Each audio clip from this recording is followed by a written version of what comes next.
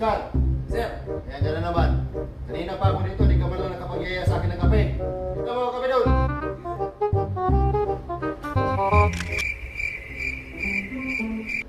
sir, Oh, ka mag-utos ka, sir. Ayusin mo yung utos kung anong gagawin sa kape, sir.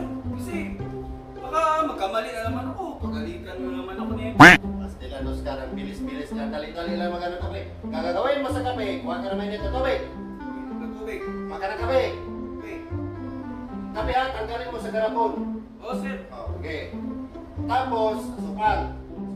Oh, tapos lagyan mo kunting gatas. Kunting gatas. Yun, paghaluin mo yun. Okay, sir. Paghaluin. Kape. Kape. Sigurado. Sigurado, sir. Sige. Oh. Proceed. Sige, sir. Oh. Ito na yung kape, sir. Oh, ba, grabe ayos Oscar. Nakalagay talaga sa batito yung baso ko ah. Ayos. Ano yan? Siyempre, sir. Unang-una, sir. Yung baso mo, nilagay ko sa platito para walang germ. Ayos. Kasi nadala na ako sa unang utos. Ano yan? Isa mo. Sabi ko, sir. Oh, asukal. Ito na.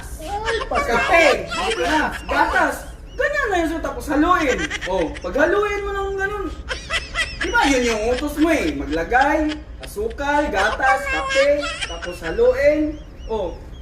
Pero sir, wala lang pala sir eh. Ginoo ko, Oscar. Ginoo ko, Maria Mercedes. Alam mo, Oscar? Kung hindi pa lang talaga masamang magsakal ng tao, matagal na kinang sinakal.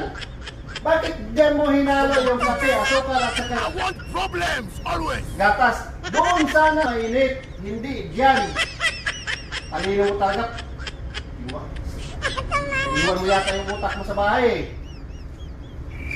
Maras ka na ron!